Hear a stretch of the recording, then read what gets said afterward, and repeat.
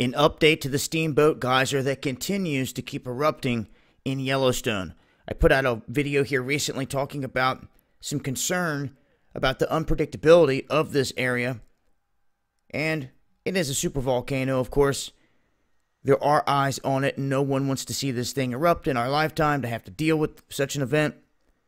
But it is there, it is active, and there's been a lot of discussion on how to deal with this in terms of trying to get man in here to do something like NASA's idea of drilling a hole into this thing and trying to pour water into it to cool it down.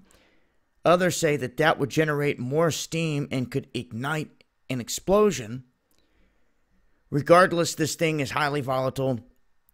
It is constantly in motion, and as of right now, the Steamboat Geyser has erupted again. Now, at this point, it's going off every 6 to 8 days. And before, this thing was completely dormant up to around 2014, or ever since 2014, they say. So since 2014, there wasn't hardly any activity. Now, all of a sudden, this thing's springing to life.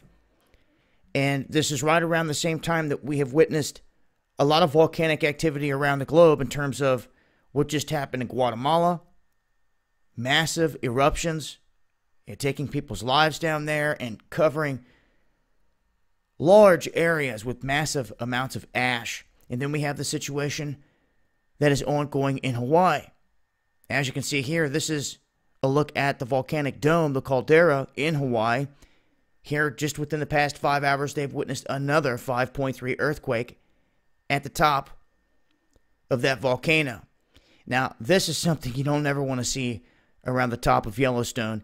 And fortunately, we don't see that kind of swarming activity around Yellowstone. We have seen some swarming, but as of right now, I just want to keep track of all these geyser eruptions, seeming that they're stating that they're pretty abnormal, how this whole thing kind of popped up out of nowhere.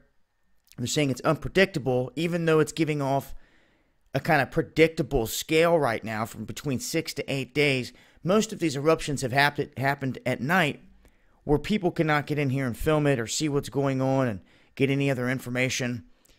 But there is a clip here from June 4th where individuals did catch this during the day, if you want to see exactly what this venting process looks like there in Yellowstone. But this is the latest in terms of eruptions. Wanted to keep track of it.